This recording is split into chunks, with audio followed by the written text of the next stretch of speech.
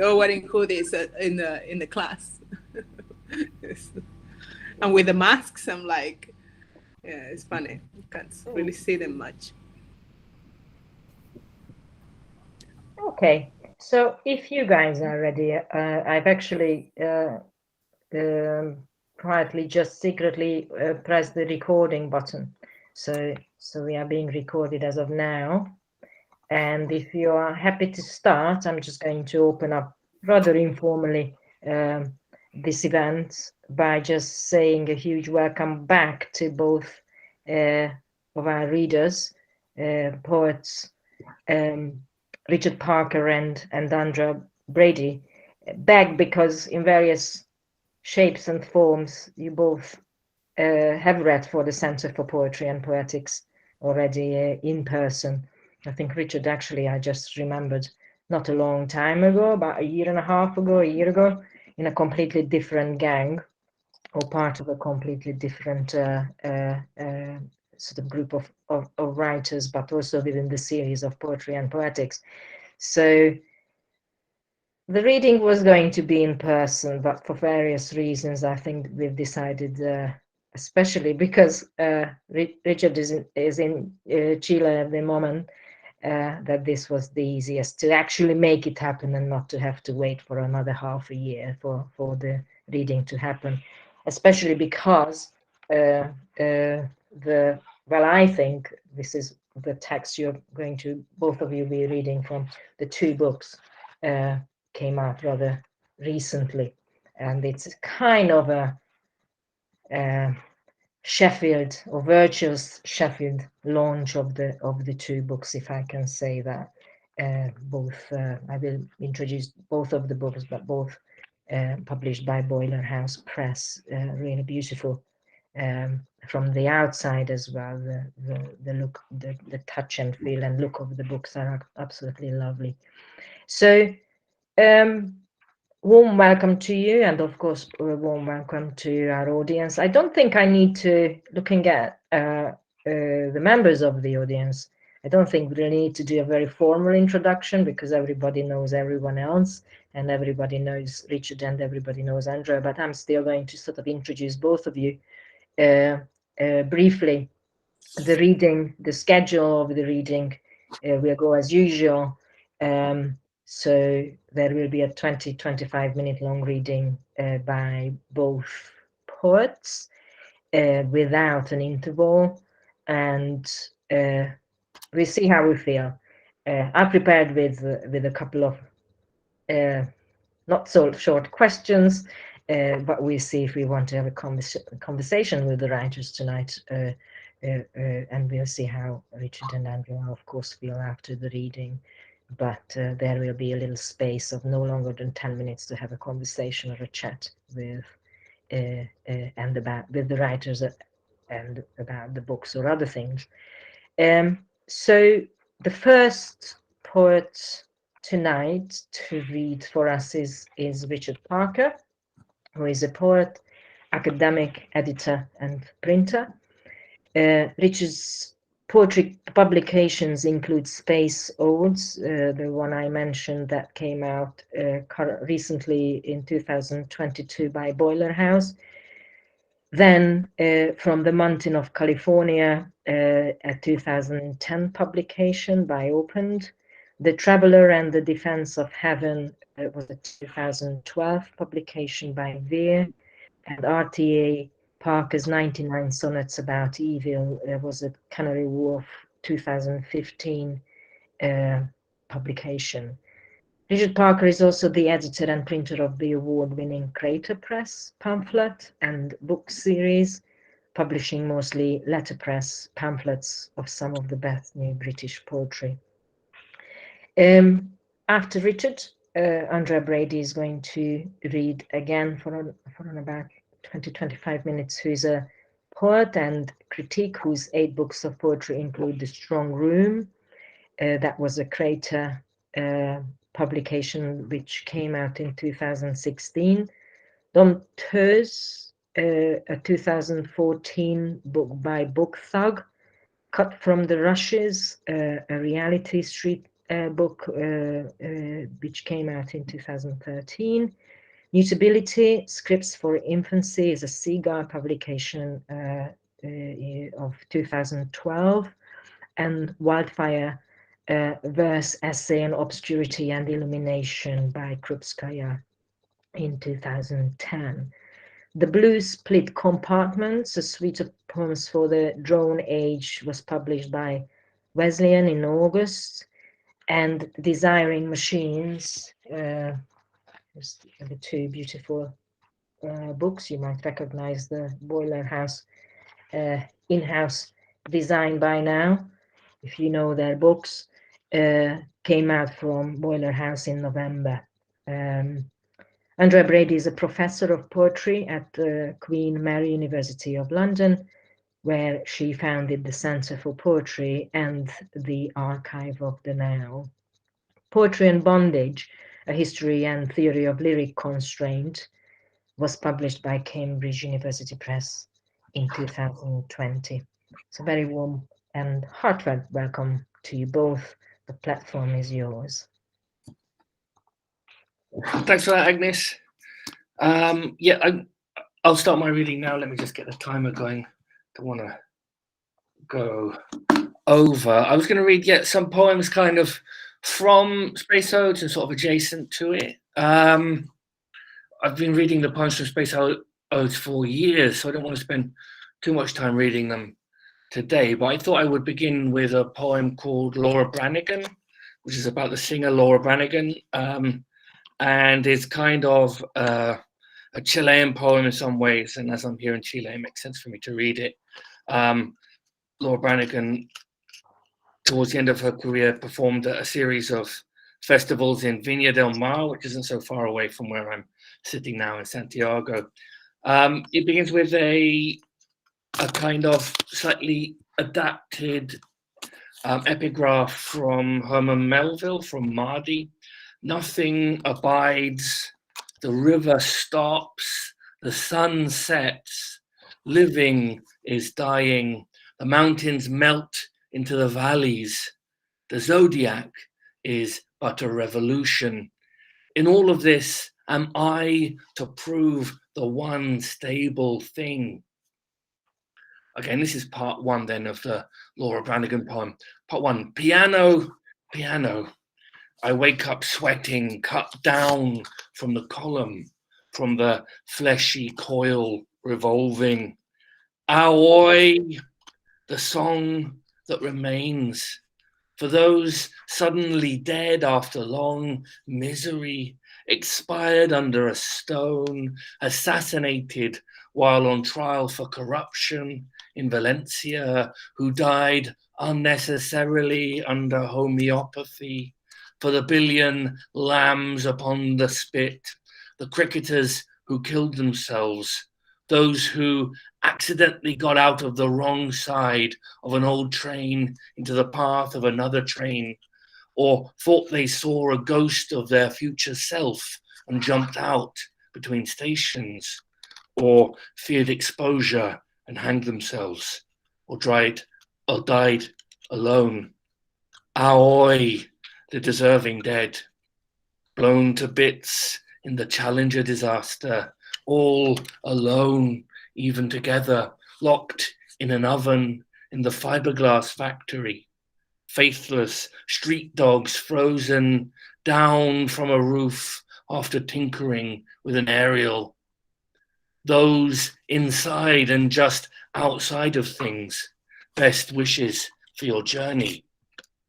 On this side, I hear only scuffling.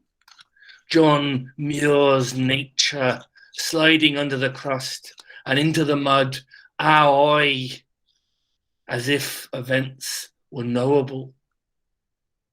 If I started shouting out, would she hear me up beyond the cloudy massif, behind the steam train on its grand curve, high among the orders of the angels?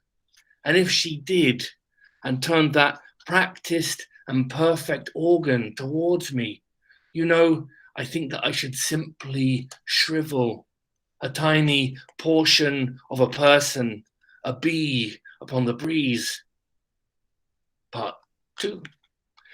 Laura Branigan's voice is handsome and impossible, as wide as the pampas, as mad as Bayreuth. Two kinds of emptiness, the echoing emptiness in the underpass, the hollowness of all things, as fitting as a church in the countryside, water without a desert, whether from work or straight out of bed, from the steps of an altar, dynamite, terrible in its power. The low horizon and the damp under, the blue in the sky and higher, the frost, the nimbus-piercing mountain tops and the grumbling yeti, the mountain promises unending ascent, while the monsters lament behind the unreachable ridge. The lovely Uramaki, the terrible wasabi. She was a manhole cover, the exocet of unconstraint, the voice, the bridge and tunnel down like a rock, the arena, the stone mind and the superego, never stopping, not considering and always considering. Laura Branigan posits the breathless ego soaring. She performed bitter bounds of control. Part 3. Long Island Sound. A quiet sandwich on the promenade, clouds on the horizon. Walt Whitman's beard forms and Laura's face above, smiling as in a dream. Before, like all clouds, she's gone. Beauty lead us to sympathy. At the turn of the stair, softly, like the circling swift, the loud but secretive wren in its bubbling absence, flies above the wind but cannot rise. The late triumphs at Viña del Mar, feeling a little softer, but in the evening, on the recliner, the divided world fades, the shock of loving mellowed, the cool Pacific marine layer rolling in as the seaborne laser show comes into view one last time. Bee wavering towards the hive, the autumn coming and the work done. I am a bee buzzing home to die, the queen ready in her cage for winter. The sound, the sandwich, the bee, all wait for the right voices. Okay, that was the Laura Branigan poem. Lots of bits, quotations from here and there in there. So, sorry if anything's coming up. You think I'm plagiarizing? The second poem I wanted to read was a poem written for the Space Odes, but which was rejected by Nathan. He said he didn't want to include it. And it was also rejected for another volume that I submitted it to, that I was even the co-editor of. Seems to be that no one likes this poem, but I think it still bears keeping in the record in some way. So I'm going to read it tonight. Anyway, it's an ode called Computers, an ode to computers. When I was walking near Santa Maria della Pieta in Venice, I reached for my phone. The grey clouds turning, cauliflower sprout at the heart of the nebula. I was in the Stedelijk, and I flipped open my Motorola, another hidden room in the Great Pyramid. Crossing the frontier, snapped on the link, the particles spiraling, winging one another in the maelstrom. The heads-up display sparks. Two galaxies collide behind the gas cloud. What is illumination? The stone slides open. We walked into town, bent beams and trash spread about. The residential district smoldered. But in front of that, the park was still green, with the odd leaf flashing into flame on the hot breeze, curling down onto the path. By the sea, the gun emplacements and the sandbags coming undone, barbed wire rusting. And then we discovered the frozen data core. And then we found ourselves at the abandoned barricades. Bodies huddled about what looked like a small electricity substation, raw concrete, rough in the grey morning. Coming on for the height of summer and the bark picked out with ash. Moving a few blocks further, we found ourselves at a small local bar. We found ourselves on the motherboard at the data refinery. The fires spreading, you could smell them on the air. Then we found ourselves at the input port, worked our way out of the city into the suburbs, thick with trash, glinting under the rubble. We found ourselves bright with memory, ourselves dusty in the garbage in the heart of the burning city, lost at the periphery, cells winking, we dialed the number. And then we found the codes near the irrigation channel. And then we called in the airstrike, laid down flat in the orchard, dry stone wall and stile bearing the trace. And then I remember the burning of the convoy, motes on the air. We found ourselves at the very limit of endurance. We drew together and apart. Bois de Boulogne still charming, the behind it blazing skyscrapers, while the city heaves out and contracts. I'm going to read now a new-ish poem, a new unread poem, a poem called Tower Records. I think lots of this is also quotes as well. Between a moon and a moon, ringing their own death knells across the lone and level sands, boundless and bare wonders, something drew me on, felt something pushing me onwards, downwards, drawn relentlessly on, down, pulled endlessly down through darkness into darkness. Ore knocks against oak. It must have been like crossing an ocean. Once and lazily once again, my head down in the bows, hearing the wavelets touching. It sounds like a trickle, like a stream, the great still sea, shadow in the bows. It must have been like crossing the ocean. The cresting marlin leaps with the spray and silently parts the roller, while my coracle ungainly twitches. Great trawler, a toss upon the waves, passes through, sinks down, sails beyond. The gulls were yelping, an ocean with no shoreline. The shivering painter, my clattering lanyard, around the modest mast, the fierce wind sings, interminable dive down cliff water, lurchingly thrust up to meet the wave tip. Low fulcrum, high fulcrum, sharp-beaked turtles just glimpsed below, ragged seabirds flashing. How far risen and dived and rolled and finally floated. Pinions freezing, ice tendrils from the rigging, ice run through his beard, cold mists a cloak, eyes frosted, fingers grinding, ice on the keys. I am adrift in time, lost on the great penumbra, on the swell.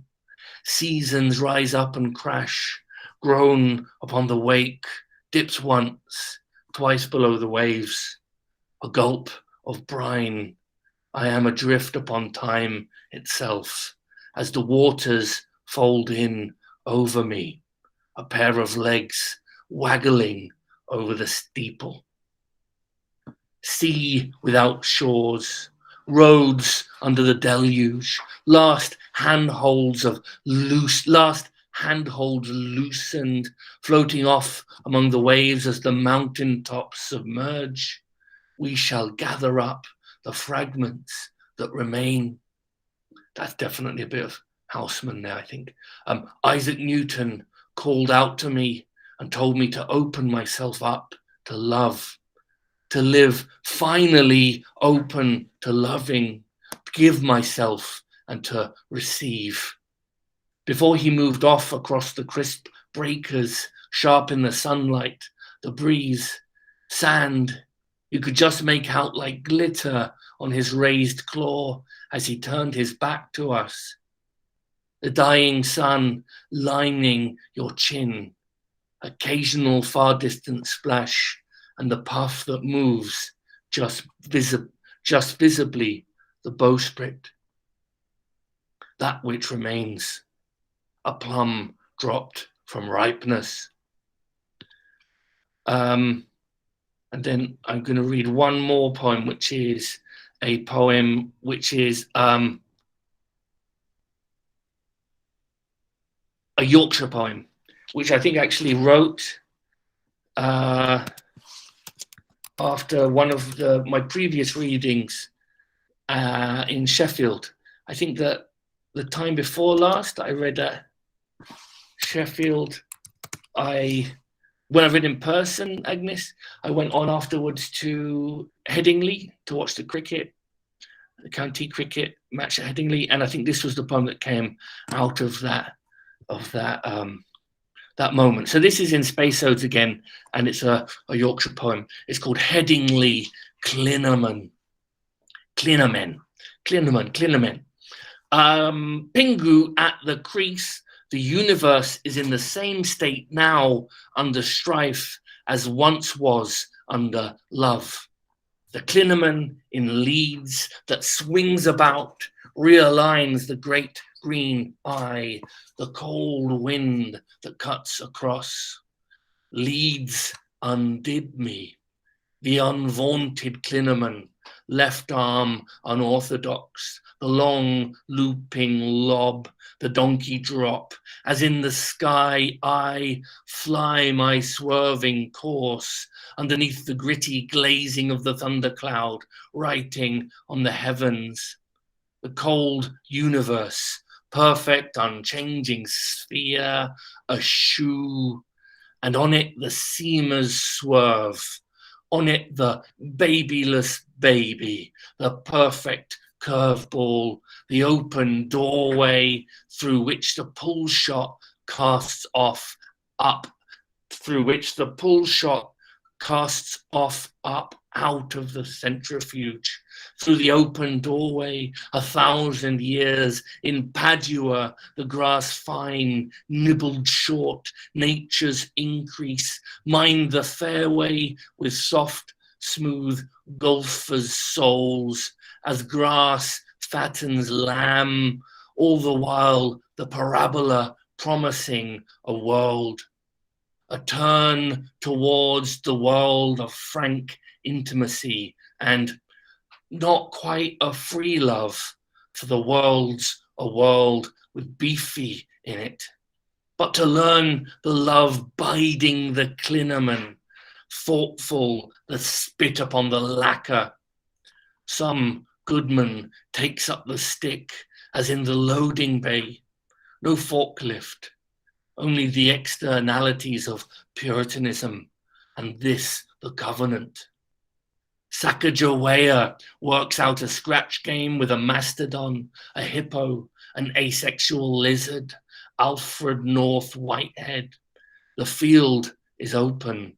If we extend the circle outwards, the centripetal boundary, and the field runs through all points of the universe, becomes a quantum, a grand boundary in all directions, from, through, Aaron Finch, Belvedere, darkly striking, and the rolling boundary is as an organizing principle that crosses a rope, a sponge, and the rolling, tumbling extends across a continent, gaily chaotic, grabs the air behind the ball, the air before, the air raises the light upon itself in your wobble, your shift, the stitches in and out of their orbit, at the black cold heart of the kebab, of the pitch that extends along and out of everything, in the grain of the flesh and in the sparkle of the lacquer, the new ball swerving. Large hadron collider, I be the ball on which you're all. On you, octopus-handed, my extensions, we pivot on the air, above the tiller, not for turning. Sea, tossed off one time in the back of a boat, in the Piccioletta, in the dinghy watching the cricket, Baraka, Eriugena, Cthulhu, a slips cordon, that queer clinamen that lies at the root of order, refining itself amidst the tendrils, the ever-expanding boundary, center and circumference, the wiggling seamer flung outward from the beginning of things. Okay, I'm going to stop there. Thanks for that. Thank you, Richard.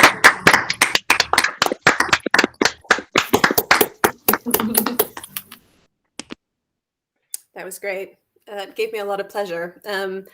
I'm going to read some poems from the book that Aggie mentioned, Desiring Machines. And whilst the Blue Split Compartments, which came out last year, was a book which was really about the kind of public disaster of drone warfare and the kinds of intimacy that it produces, this book is about much more personal kinds of sadness.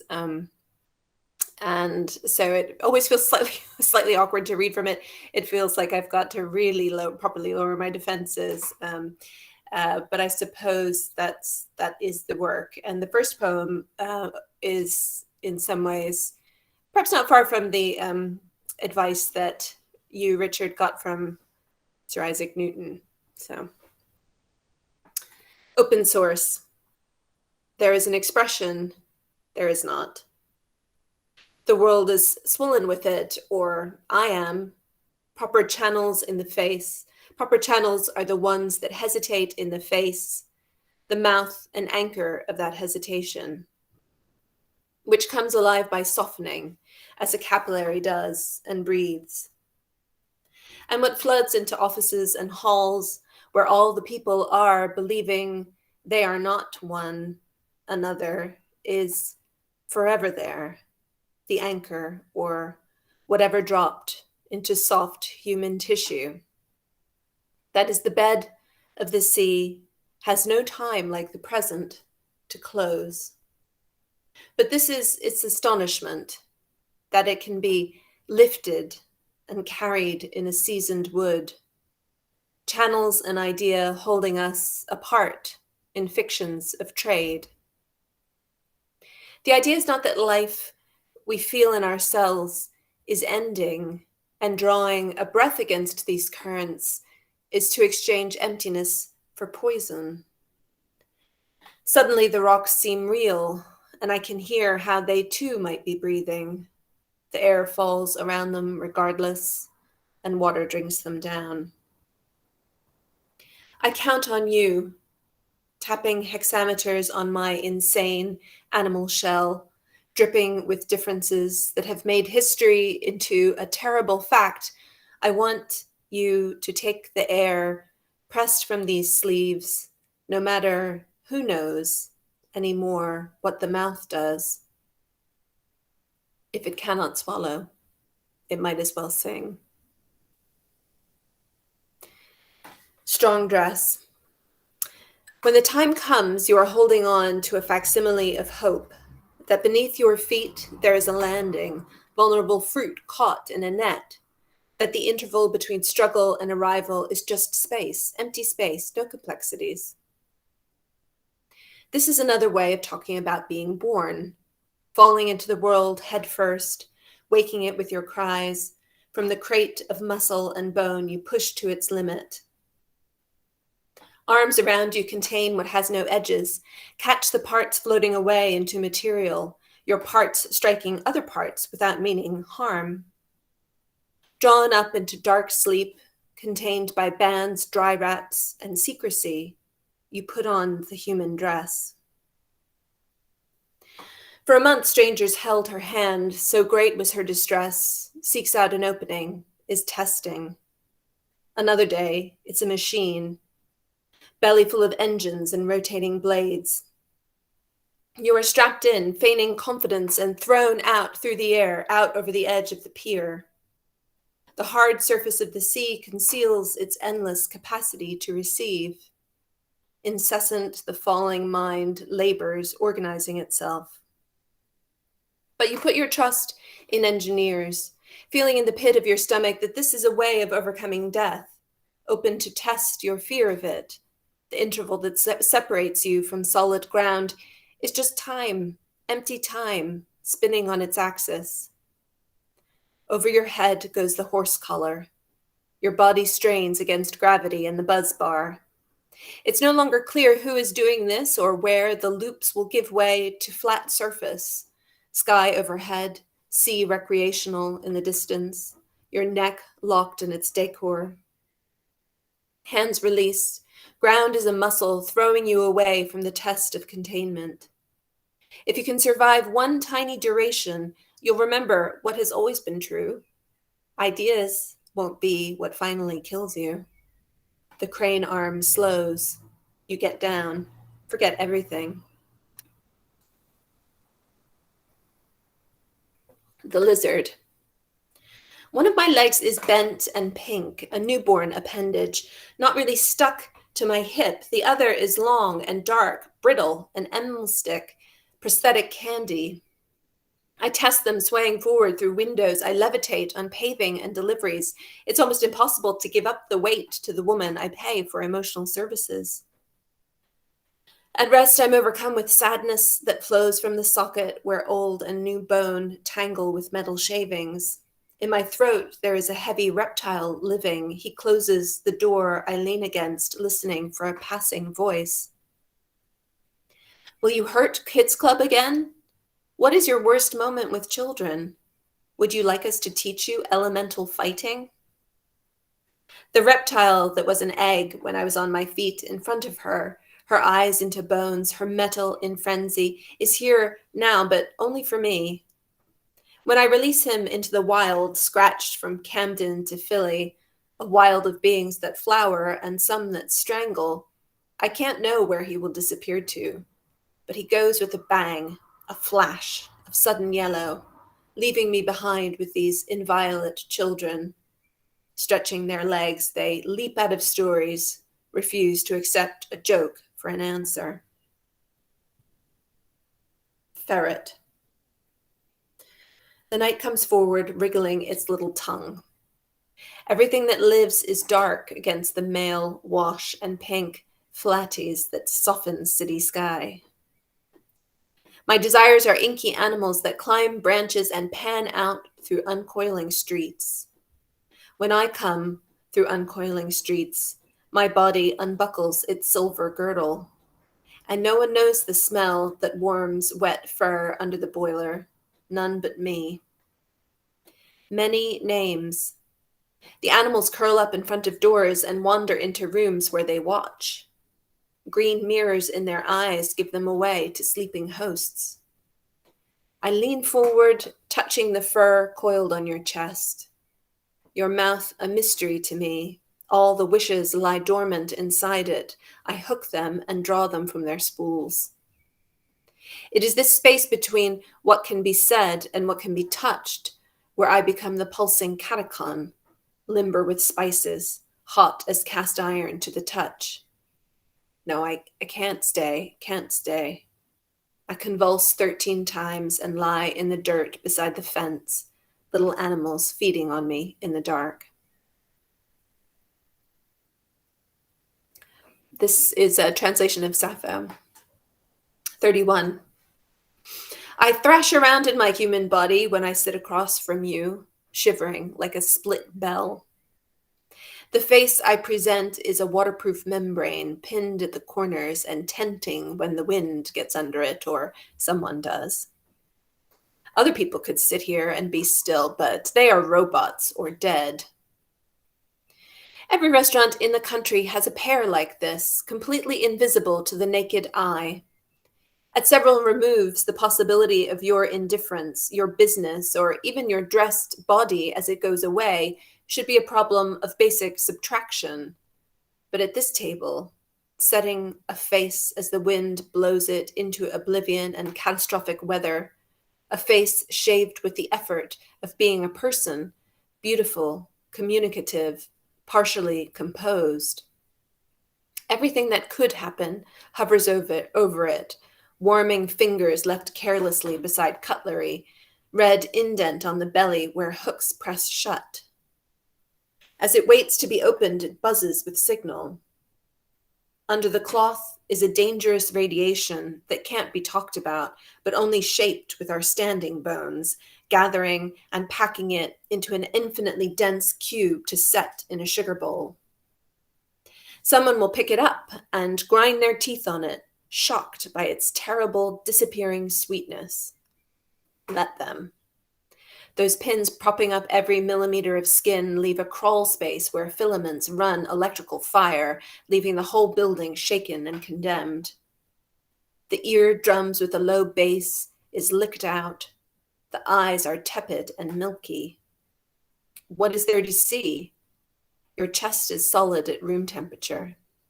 I feel it shaking, or is it me? And does it mean I am feverish or afraid? Is that an announcement of departure or arrival? Lips pressing insensitively on the cube of your heart. In this climate, nothing can grow on us. Everything that has already happened starts, and the end is unspeakably close. You might think I've been here before, but I am still green, still featureless, plucked from the ground and ridiculous in the air. The nerves in my back have been knocked off their pegs to open ditches in the muscle and let dry spirits float out. It seems like me, but I have no way of knowing why or how not to burn.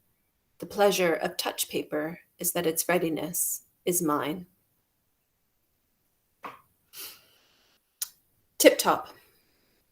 Imagine you are a child of the grassland, born out of an egg.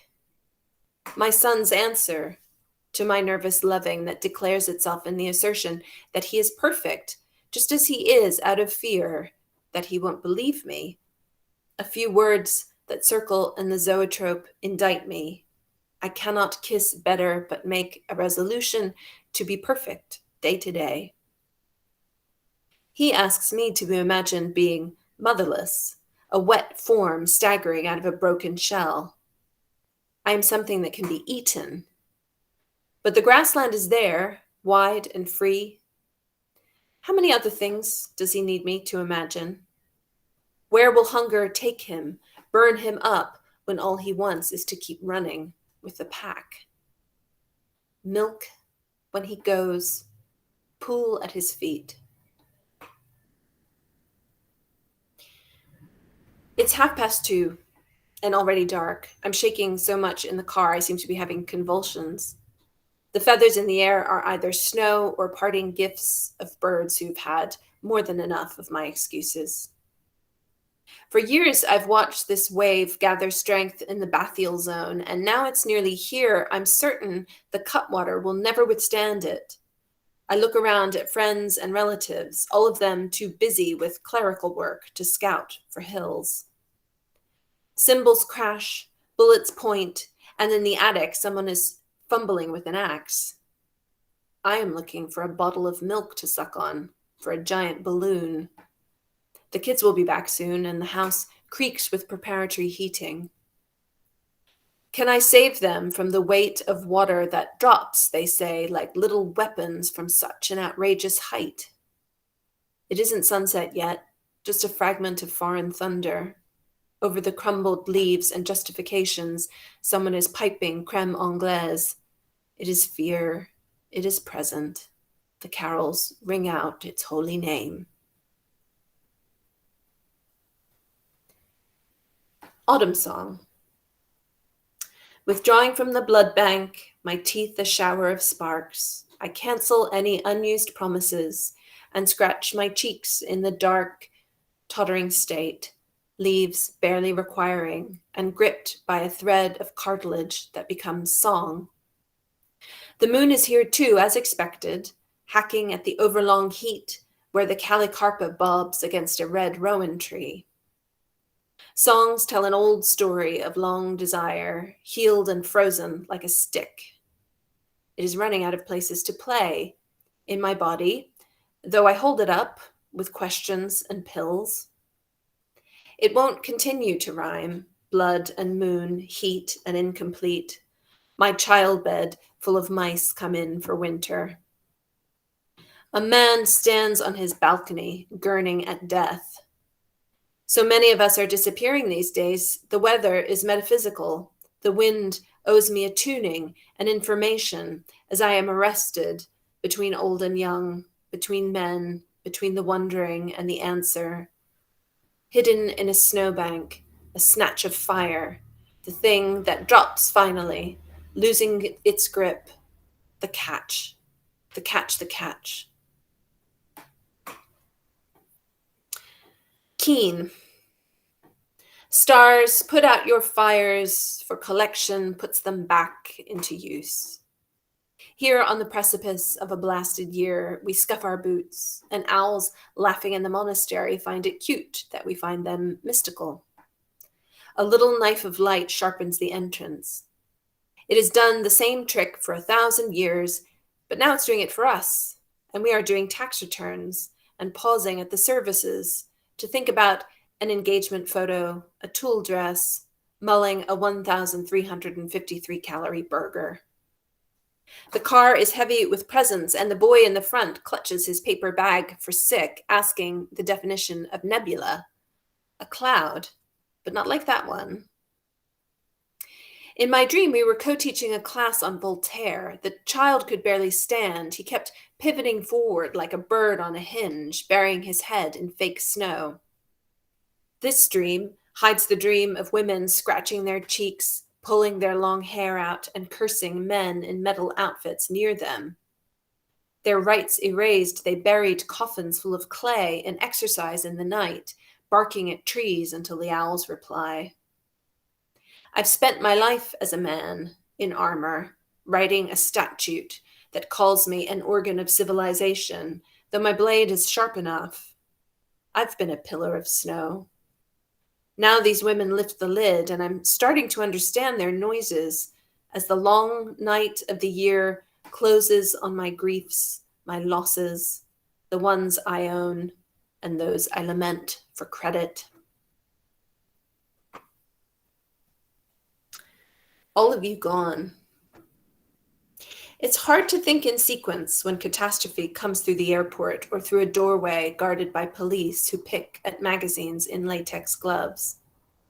We were watching a film about a man who turns into a cat and a cat who turns into a man when I saw them, their fists pressed against their faces through the ornaments we hung yesterday as strangers carried him out. In my own arms, feeling what it is to carry them first over the threshold into the house, rest there with them on the sofa where they are born, never to die, waiting to become grown or nothing else. I was cooking when I read the text, and later in the bar, far too busy, heard that whether he deliberately fell, he was kept coldly for a week by the police, and we would never know what song came next, though he jangles in some galaxy on a blue chord that has stopped progressing. His dying stupid and inevitable can't be spelled.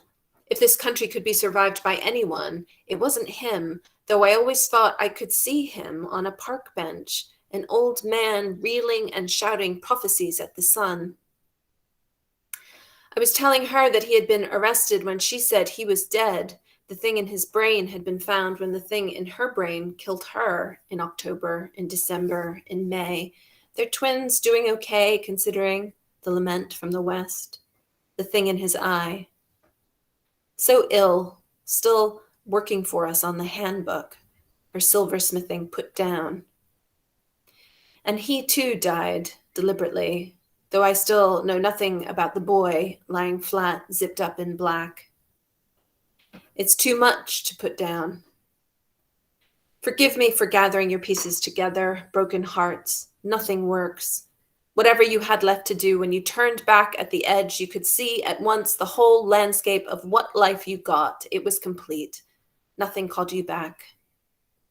And if the sun ever shines, as it did the day we bought snacks for later, when some go home for dinner and we go to the hospital, bringing the baby out, calling that a split in ghosts that glowed brighter by the hour, so we'll carry on being dazzled by it, even now. Zip, break, horn, strange children stripping off to roll in clover, fighting with sticks, wind and heavy goods still in circulation, unashamed by any discipline that shortens life we can't bear to think is theirs or ours to cut down, fall on their face, or slash with light, running metal into ornament, while the phone rings off the hook in an empty room, for everyone is outside on a day like this. Finally, pivot. The light that pivots away from us at your point in this year makes you gorgeous, and sleep always returns to you through the ellipse-colored red for winter. And the possibility of loss is a sharpening edge whose peril cuts your benefits out in strong relief. It also returns, not as habit, but as force that drives the work that drives away death. This love of the earth, this shining exuberance that needs everything indifferently. The date returns us to each other across gaps in sight and distances that aren't so great, treats the vibrations as motor blocks tick over. Things are just diverse kinds. Everything in the sky feeds them. Nothing is indifferent. We are two kinds, made in other images, but recently, and then our bodies slide across pure mathematics that rule their orbits, becoming less than one. A continuity can be trusted to keep returning, whenever faded, through red that casts our love in relief, a halo holding the whole system, a field of work, a starry meadow, a human. You think you're the gift of all the gods you see around us. That's it. Thank you.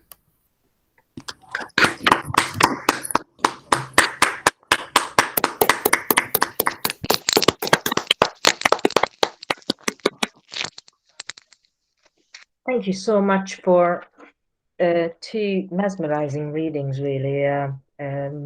Absolutely beautiful texts and poems. Thank you, Richard, and thank you, Andrea.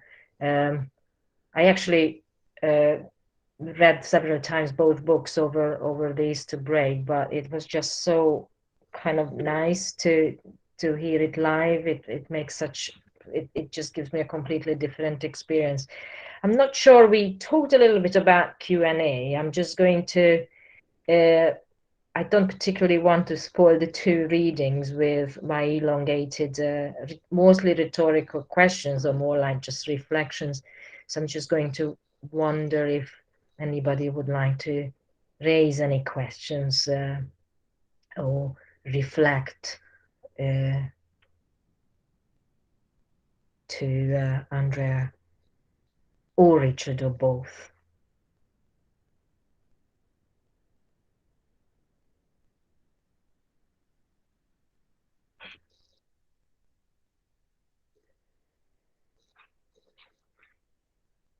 That silence, I think, is are you still here? I'm just wondering if, yes, you are. Okay, so maybe I will ask a more pragmatic question, and that is the two collectives you're both kind of running or curating as publisher as well as curator of the Archive of the Now. And I know why I'm raising or bringing up the two projects. Archive of the Now is run by Andrea, and obviously Creator Press is press Richard is in charge of and is the printer of. But the elongated question was going to be something to do with the fact that I was reading the two books in sync with one another. But perhaps the geography of my reading position is important, because I was reading it in Hungary a couple of weeks ago, both of them. I was reading both texts in Budapest, whilst next door, a country under perpetual bombardment, and myself also being displaced in many ways from England. And whether because of that reading position or disposition of my own, or because it is true, I started to see correlations between the two texts. And one of them was that they are full of irresolvable paradoxes in many ways, but paradoxes which sort of cohabit nicely within the, and I'm deliberately using the word space, or I'm also using the word vacuum of the poems, both words frequently used by and within your texts. And some of these paradoxes would be, or perhaps juxtapositions or cohabitations would be things like despair or hopelessness versus, again, quoting determination of love, or Richard, you often use the word sympathy or empathy, solitariness versus collective or communality, listening in to the space of the poem, but also bursting out within the form, literally sometimes, and so on. But all of these paradoxes to me sort of as if they were deriving from a collective crisis, which I will call for now linguistic crisis, that also obviously covers other crises, some sort of cataclysmic context. And so I was just wondering if this is true, if this tension is what is the catalyst for these poems. Also a sense of protection of privacy within the poem, and yet the need to connect, I guess, with the external. I think, Richard, today you mentioned the inside of things and the outside of things. And by things, I'm thinking again of the space of the poem. So I'm just, my sort of question is whether the poem today is capable of providing that space for such crises or cataclysms, whether linguistic or otherwise. And because I've started this for a reason, whether the collective, such as running a press or an archive of contemporary writing, is another sort of physical way of creating connections, solidarity, communality, etc. I don't know if it makes at all. I told you it's going to be rather prose poem-like. It was a beautiful question, Maggie. Thank you. And a reading. It wasn't just a question. It was a reading and an interpretation, and it's useful. Sorry, Rich, I've just kind of jumped in here. Go for it. Thanks. So I guess just pulling back into the context of this book for me, I wrote it, and I've spoken quite openly about this and written about it. I wrote it in a period of a kind of really intense crisis of anxiety and alienation, where just kind of everything was breaking down for me in my life, and I felt incredibly fragile and and trying to actually, in a sense, learn to inhabit that fragility in public, which was extremely challenging. And reading recently an interview with Lisa Robertson where she talks about writing from a weak position, and how interesting, liberating, and feminist it is to write from a weak position. And I had guarded myself very carefully against that kind of vulnerability. And, I talk about sort of character armor in some of the poems that I've been reading. And so performing that weakness in public felt very exposing and a little bit shameful, but also really liberating, right? And as I've written about anxiety before, the thing about it is sort of you always feel like it's out cruising for an object, and then we have the pandemic, and it's like, actually, I felt much less anxious because I was totally prepared for this, for a sense of constant worry and uncertainty. And now I had an object to which to fix my kind of roving panics, But so the collection, in a sense, was overtaken from this sort of personal series of reflections and crises and mourning by a big global crisis that I had no way really of writing about. So I was asked to write a poem about the pandemic for Critical Inquiry, and I wrote a poem, and it's really actually quite a terrible poem. I think I'll probably have to strike it from my repertoire and my collected poems in my old age or whatever, because it was just really difficult to cognize this scale of what was happening.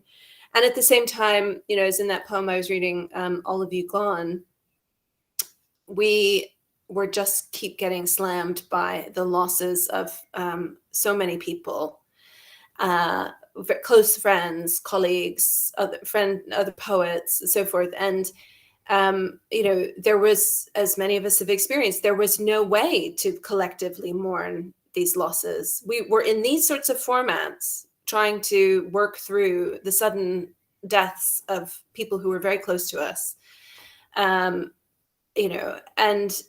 so there's a lot of, a very unfinished business around grief that is being traced in the book, and that I think all of us are dealing with now. And it doesn't feel really like the collective has reconstituted itself, I don't think, since the separations that were enforced upon us by the pandemic. And, in a very bureaucratic way, you think about, like, our students are gone, like they're gone, and it feels like they're never coming, like they don't come to, like, there's no sense of a kind of community.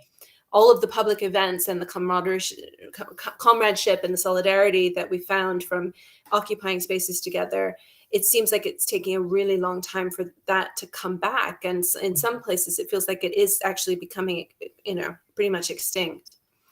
So I wouldn't say that the book constitutes that collective in its real world absence, but it certainly mourns. It mourns its absence. It mourns that distance. Okay. Hi. Yeah. I don't know if I'm going to say anything particularly coherent, but yeah, I wanted to, from what this was saying about that binary between despairing and hope in the poems. I don't know if my poems are particularly hopeful, but I'm always concerned that they don't end up being a kind of a rather pointless counsel of despair in some ways, which I think is one of the reasons why there's lots of gags in them, why there are jokes in them.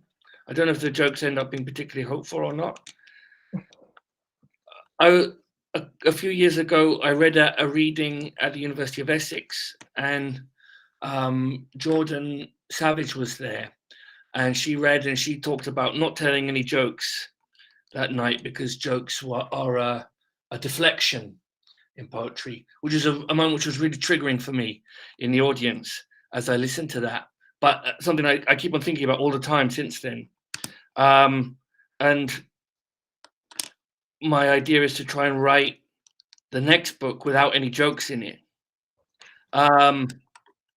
but also with the idea of trying to avoid something like that Council of Despair or kind of pointless portentousness as well. But I think, yeah, like what you say about the collective project, I think probably does fit quite well on that balance for me. I don't know if my own writing is particularly balanced, but I do find that being able to work with lots of different work and to be able to practice lots of different kinds of reading as I'm editing and printing and doing those things with other people really allows a different kind of thinking that I don't know if I'm quite prepared for or good at writing enough yet or ever to be able to bring across in my own poetry. So I do find that that as a kind of a balancing. And I always like to imagine that all of the books that I publish through Creator, I've written somehow as well. You know, in my own internal headcanon, they're all also my books, which I think kind of improves the oeuvre through through having all of those works in there, doing that kind of balancing act, and the kind of the I don't know tessellation of those projects next to one another. Okay, thank you. I hope Richard, you did say me saying that hopelessness is always counterbalanced or juxtaposed with lots of things, but one of the things is as I said, things like love, determination of love, sympathy, empathy, but I should have mentioned humor, which I think is definitely audible in your work. So don't worry about it. It's definitely there, and please don't write your next book without it. No, don't write your book without jokes. Your jokes exactly. are wonderful. No, I would be really sad about that. I mean, I'm not tell you what to do, but let's see how we go anyway. Okay. The other thing is the intertext idea, the paraphrasis, which for you is another, as you mentioned, another way of connecting or creating collective. And at the back of the book, you sort of mention a few, but within the book, they are not in citation marks or in any shape or form. So sort of your reader is a well-read one for them to be able to obviously pick out on the textual references. And in your reading now, in your introduction, you mentioned the word plagiarism, which clearly is not something that this falls under. But anyway, what is plagiarism? So, but I'm interested in this because personally, of my own work as well, which I don't particularly want to talk about. But how do you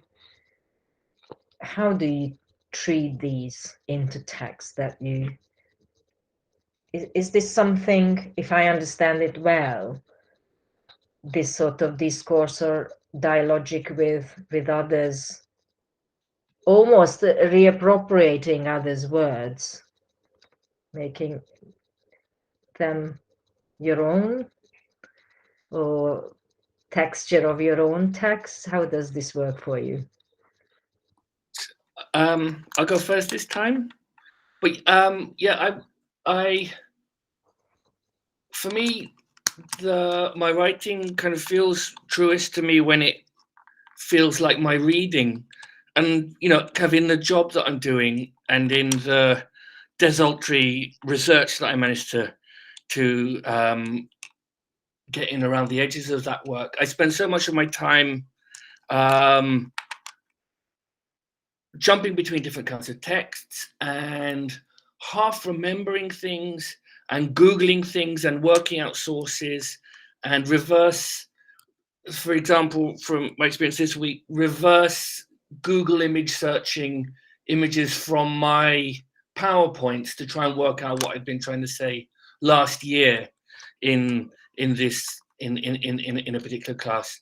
And I find that really enriching to not know exactly which where things are coming from, you know. And I've been working and writing on Pound for so long, and we spend so long as Pound scholars unpicking Pound, trying to explain where everything is and trying to pin down where sources have come from. But of course, it's the clinamen, it's the fact that you don't know where all these things come from that actually makes the text live, isn't it?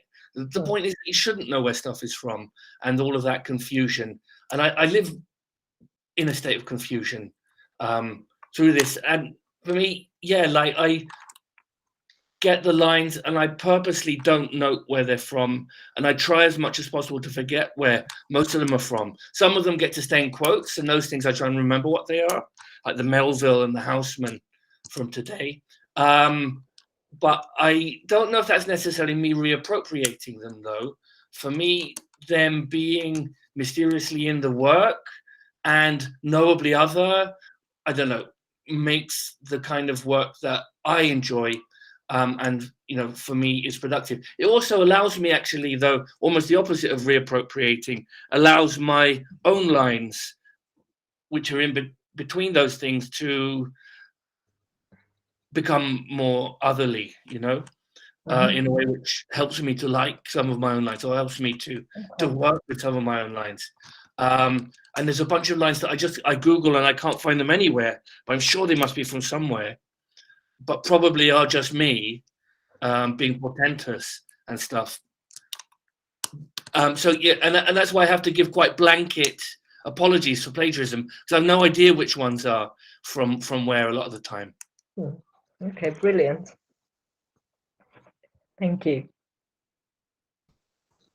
Yeah, and a citation and the use of fan text and appropriation and so forth is a complicated thing for me too, and I guess it depends on the different projects. In the Blue Split Compartments, which is published about the same moment as this book, there's a great deal of fan text in there. It's serving quite specific political purposes as a kind of, as I've said elsewhere, a kind of archaeology of the atrocity and a kind of making use of language and deturning it and injecting it into different kinds of circumstances where it can be critiqued, or we can become aware of the kind of weird poetics of military jargon, for example. And that, I mean, there's a fair number of quotations in this book, and that is I don't know if I have much that's interesting to say about that. I think it's just that that's the way I think, and if you that poems are part of my reality. They're not separate from the world. I became a writer through reading, not because I went to any kind of workshops that taught me techniques. So remobilizing the fragments of poetry that live inside my head constantly is a way of both sharing an excitement of, you know, can you believe that he actually wrote this, you know, and almost, as Richard says, laying claim to some of the best lines yourself, you know, just kind of reappropriating them, but also, and so it's like a sort of sharing of that richness and that resource and those perceptions, which make you feel also perhaps a little bit less lonely, because there is a recognition that that experiences and within which I include both the emotional and the aesthetic experience, repeat themselves, and that we can make use of those earlier materials and just push the argument on a little bit further. So yeah. Okay, thank you very much. I think I'm finished with my questions. Is there anybody now feeling a little bit more encouraged to ask any questions? Otherwise, this will be the end of tonight. And if not, all I would like to say finally is again a really huge thank you. I've had a really great pleasure to be listening to both of your work on a Thursday night in sort of end of April. Just to say that we are going to have most likely one more Center for Poetry events in May, mid-May. I think it's the 12th of May in person with Laura Joyce and Anna Gavin, mostly prose or experimental prosy kind of writing, and we're going to probably have some postgraduate reading and Route 57 readings in June, but the major formal readings will be, the final one will be next month. So that is for the recording, which I'm going to stop now, and we can start.